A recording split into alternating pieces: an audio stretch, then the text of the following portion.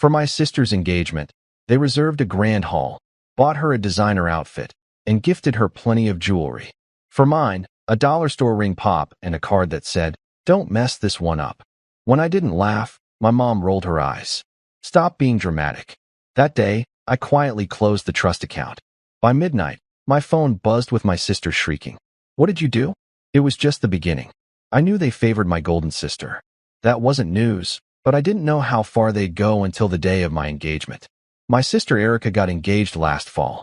She barely had the ring on her finger before my parents started planning like it was the royal wedding.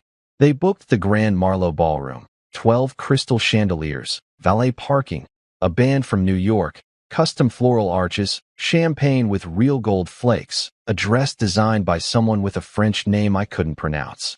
My dad even hired a private chef to design the menu. She got a Cartier bracelet for mom and dad as a pre-wedding token of love. There was an engagement photo shoot in Aspen, not to mention the diamond necklace, just because. Everyone clapped, everyone posted, everyone congratulated my parents on raising such a successful, beautiful daughter.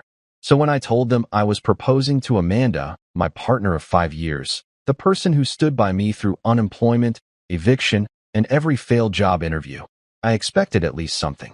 A dinner, a small gathering, maybe even a nod of approval. Instead, they handed me a card.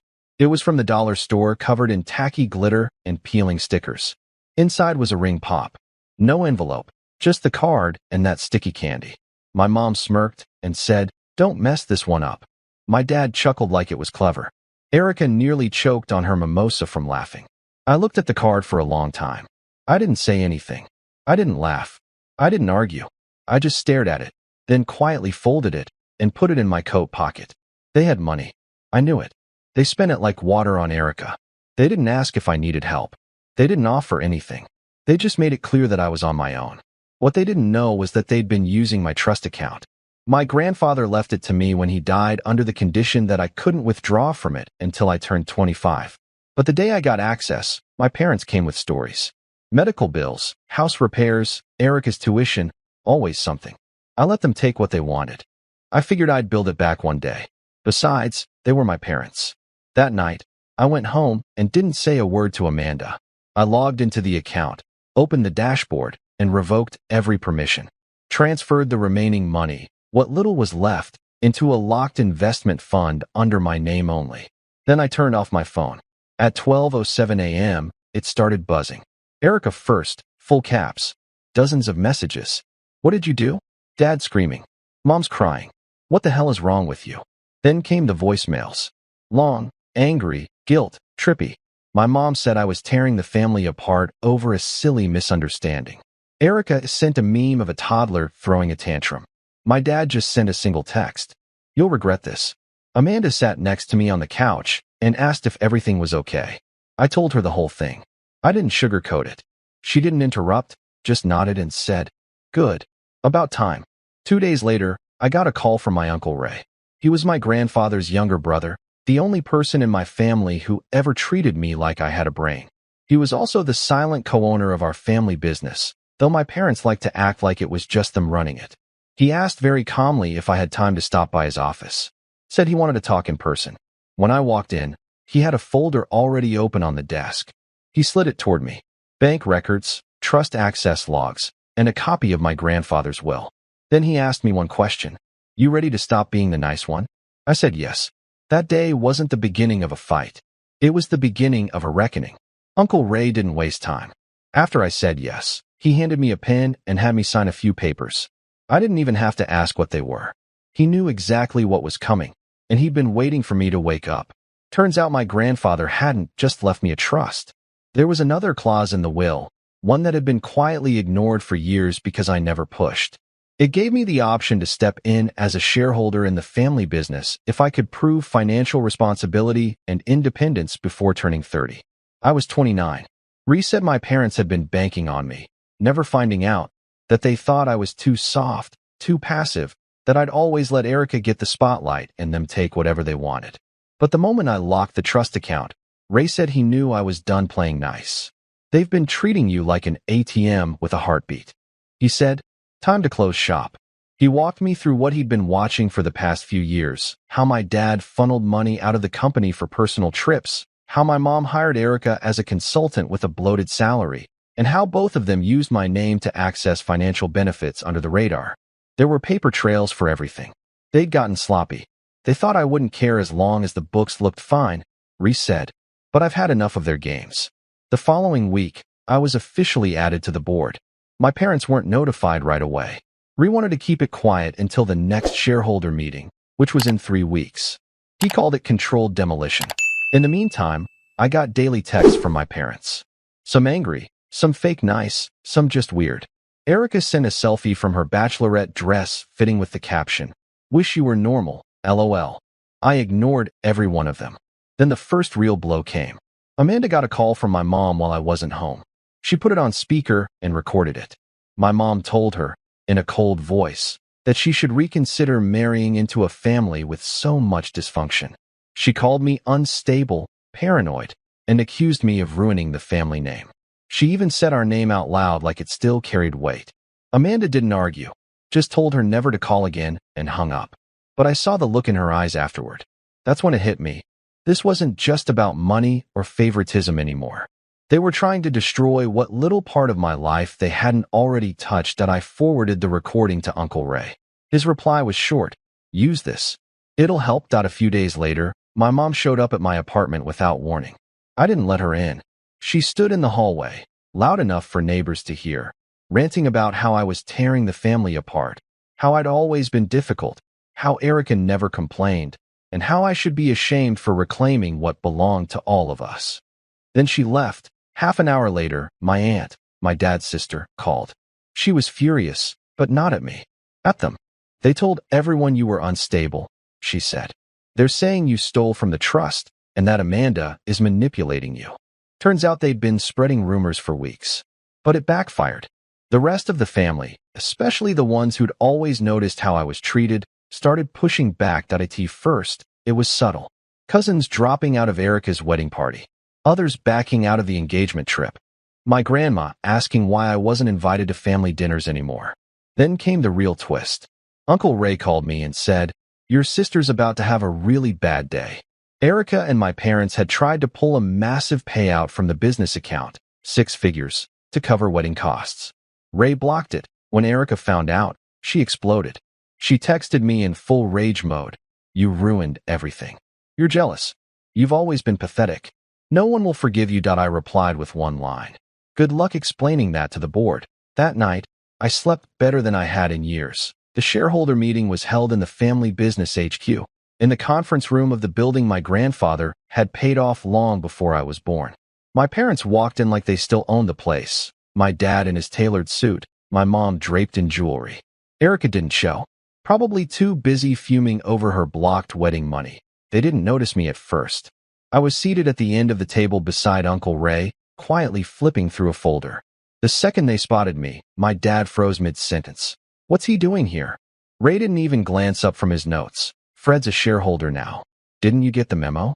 My mom laughed like it had to be a joke, until she saw the folder in front of me with the company seal. Her face went pale. The meeting began. Civil at first. Numbers, updates, vendor reports. The usual. Then Ray cleared his throat and said we had some new matters to address.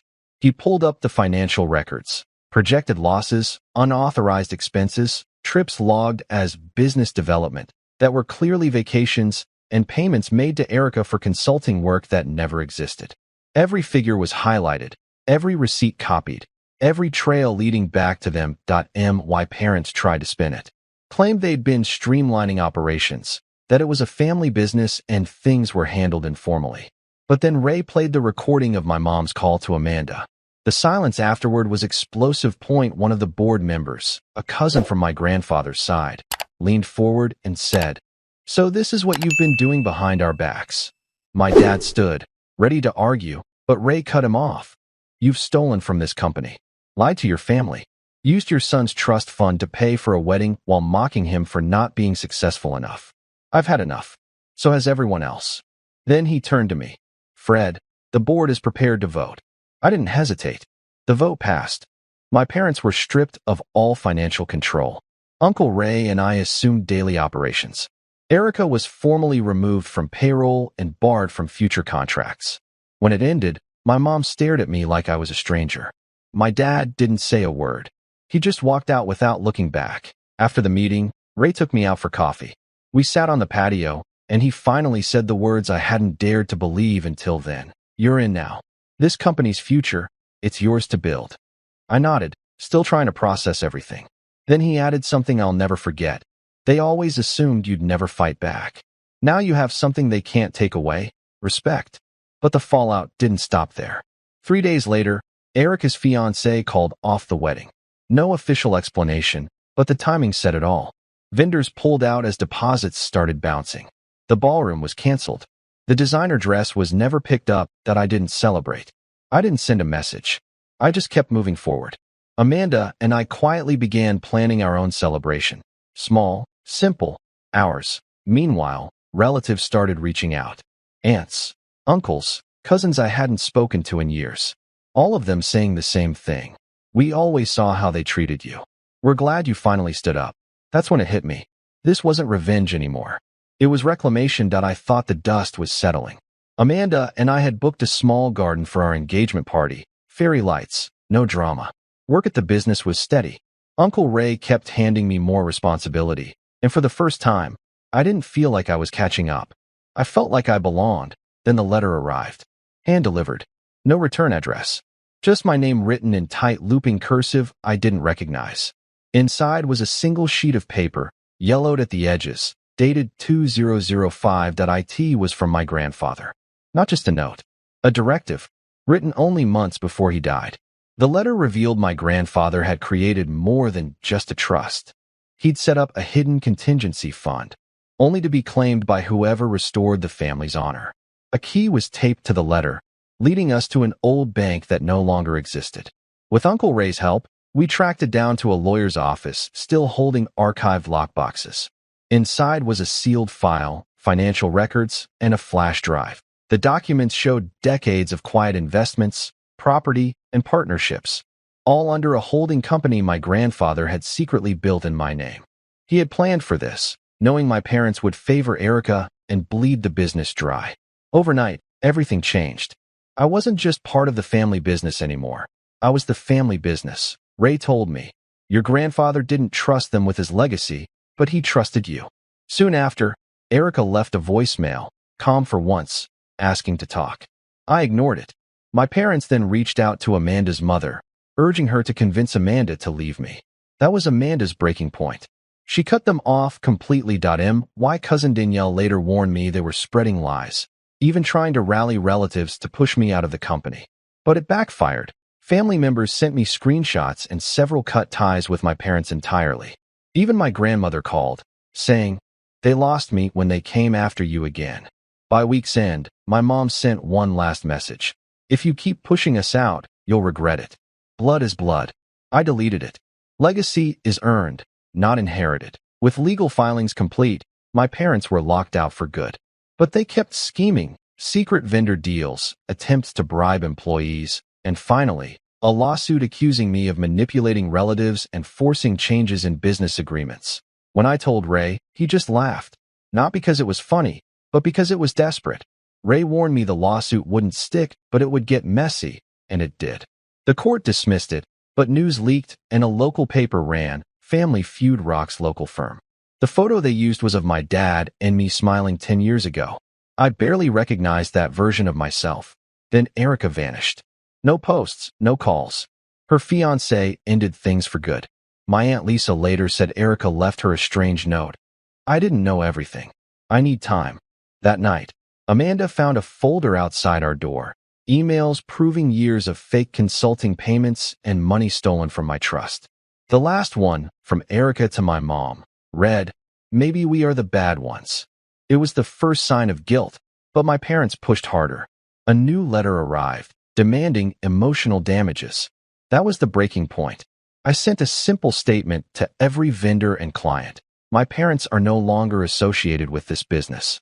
Legal action is underway. Thank you for your support. After that, silence. No more chaos, just absence. Then Ray introduced me to an acquisition team who had been waiting for my parents to be gone.